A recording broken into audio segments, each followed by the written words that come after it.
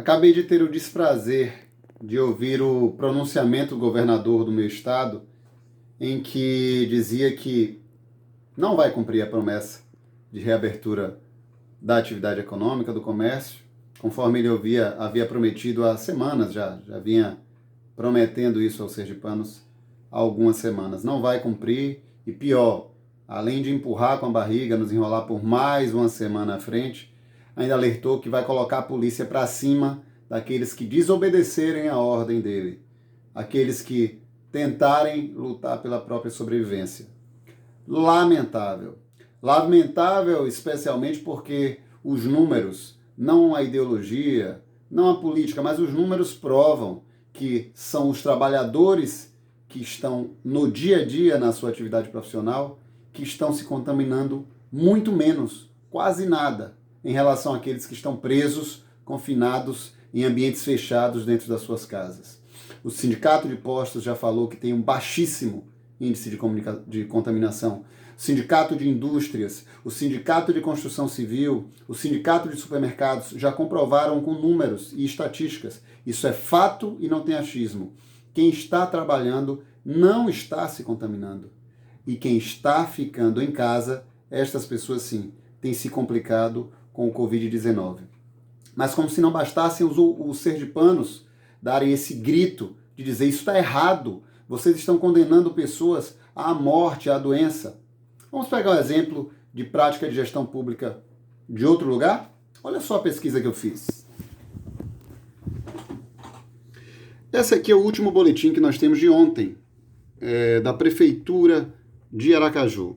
Vamos nos ater ao trágico número de mortes, de vidas ceifadas com esse Covid. Precisamos nos atentar para isso, para a gente descobrir qual é o melhor caminho. Vejam, Aracaju, 211 vítimas, 211 vidas ceifadas com o Covid. Qual é mesmo a população que nós temos em Aracaju, para a gente ser honesto na comparação que iremos fazer nesse exato momento? Prestem bastante atenção. Aracaju tem uma população estimada de 657 mil pessoas, isso segundo o IBGE. Percebam na setinha que nós estamos num site oficial. A cidade a qual eu farei a comparação não é o estado de Minas, porque o exemplo de Zema nós temos bastante, não é nenhuma cidade do estado de Minas. É uma cidade chamada Campo Grande, que tem uma população de 895, quase 900 mil pessoas. Quase isso.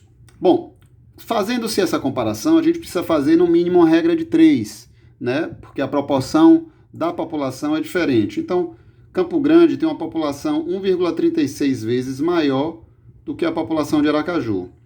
Sendo assim, se Aracaju registra hoje um número de 211 vidas ceifadas, de óbitos, então, em tese, se Campo Grande adotasse a mesma prática de combate ao Covid, teria que ter algo em torno de 288 vidas lamentavelmente ceifadas. Acontece que, na verdade, esse número deveria ser maior lá no Campo Grande. Por quê?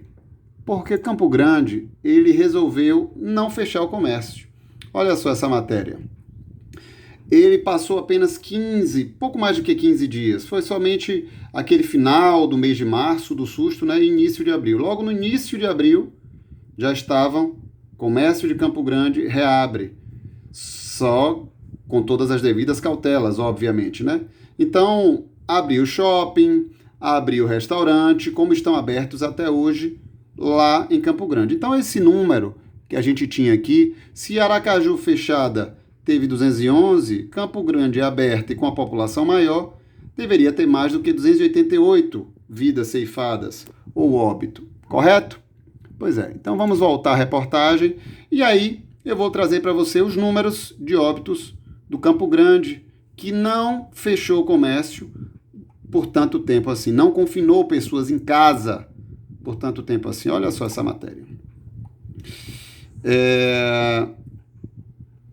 O estado do Mato Grosso do Sul atinge 45 óbitos em 3 meses. Matéria do dia 20/6/2020. Uau! Todo o estado do Mato Grosso do Sul registrou esse número de mortes, 45. Vamos ver Campo Grande. Vocês conseguem ver aqui? 8 óbitos por Covid em Campo Grande. Então, meus amigos, essa pesquisa rápida que eu fiz aqui, vocês podem fazer no computador de vocês, no Google. Demonstra que a estratégia adotada pelo poder público, pelo executivo, pelo nosso governante, pode condenar pessoas à morte, tanto à morte por fome, inanição, depressão, suicídio, a morte condenada do desemprego, a morte da doença respiratória, em que coloca pessoas confinadas em ambientes fechados, muitas pessoas confinadas, familiares confinados no ambiente fechado, sem que eles possam sequer ir à praia, ir a uma praça, a um campo, para poder aumentar a sua imunidade, poder tomar sol, pegar vitamina D. Eu queria deixar uma pergunta. Vocês acham mesmo que esses números não comprovam que nós estamos completamente errados? Aliás, nós não. Os nossos governantes? Fica a reflexão para todos vocês.